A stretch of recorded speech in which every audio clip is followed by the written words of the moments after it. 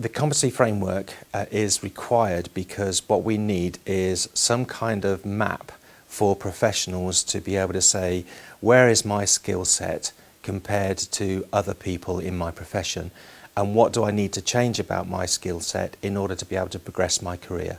So a competency framework enables people to be able to do that benchmarking. So in 2016 we created something called Blueprint, which 10,000 of our members have used. But now we feel that, such is the changing nature of the workplace, that we need to reflect those changes in a much more detailed provision. It will enable them to do two things, really. Firstly, to be able to benchmark where their skills currently are and whether that operates for them well, you know, in terms of am I up with my peers or are my peers overtaking me? That's an important question. But also, for those people who are ambitious and want to, you know, follow a career path, it will also enable you to look at, so what's next? If I want to go for the next job in the career structure, or maybe two jobs at once and go for a big leap, then I've got to make sure that I develop the skills not for my job now here present, but the job that I want in the future. And so a competency framework will also enable you to be able to identify those additional skills that you need. You know, if you look at something like leadership, for example, leadership isn't just restricted to somebody who's in a head of health and safety or a director of health and safety position. Leadership can be delivered by anybody, whatever they are within their career. And these are skills that you perfect over time. So hence the IOSH Competency Framework does assign the same competencies to every stage of a professional's career. It's just that we will ask different things of that person at those different stages. I don't think you can say that the pendulum is swinging away from technical skills, because technical skills are always going to be needed. It's the foundation of any IOSH professional's role.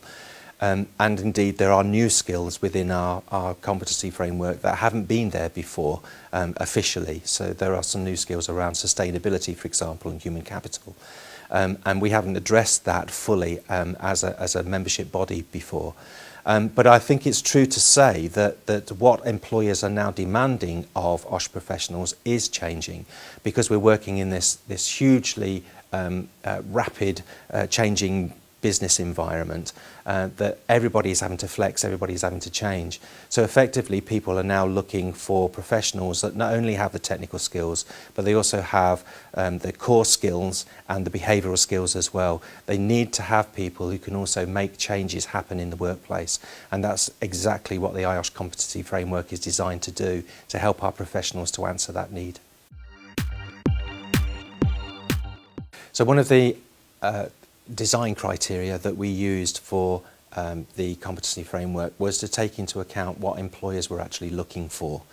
One of the things that I was made aware of by a member from our focus groups was a story where she advertised for 2 positions she had vacant within her team, and she had something like 80 or 90 different applications for that. And she interviewed 20 people, but then never recruited a single person.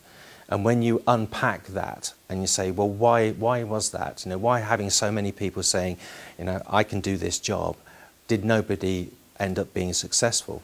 Well, there are a number of things that sit in and around that. First of all, there is a piece around, so what do you put into your advertisement? If you're going to attract the future leader, if you're going to attract the people that are forward thinking, who are going to be able to take your organisation forward, who are going to be able to influence, who are going to be able to make changes within the workplace, then you are looking for something different from your CV, you are looking for something different from that individual. It is not just the technical skills around can you write a policy, a procedure and a risk assessment and so on. You want to know much more about what can that person achieve, what can that person do for this organisation. So that's one of the reasons why we ended up with a competency framework, which is roughly a 50-50 split. Yes, the technical competencies are really very important and will remain so, and we've had to expand some of those because there are new competencies we haven't covered before, like sustainability and human capital. But we had to redress that balance and do much, much more than we'd ever done before around core skills and behavioural skills. Because what we want to know is, can people, do they have negotiating skills? Do they understand financial things? Can they work in a team? Can they actually show some leadership? Can they influence in different forms of communication? And so on and so forth, because it's these skills that everybody needs, regardless of their profession, if they are going to make it in the modern business world. So we had to produce a competency framework which was fit for the future, and so consequently that's why it is so detailed and why we've gone for the split in the way that we have. And I think that will help everybody. It'll help the employer because they can use the competency framework to be able to define exactly what they want in a job description. It'll help the recruiter to be able to help the employer to identify the skill sets that they actually need from those individuals. And it will help our members and others because they will also know what those competencies are about. They already have benchmarked themselves against those things and have tried to get achievements in and around those areas in order to be able to progress their career set. So it means that everybody then starts to speak the same language, and hopefully we're going to be able to raise the calibre of the profession and the ability of people to be able to contribute to organisation success.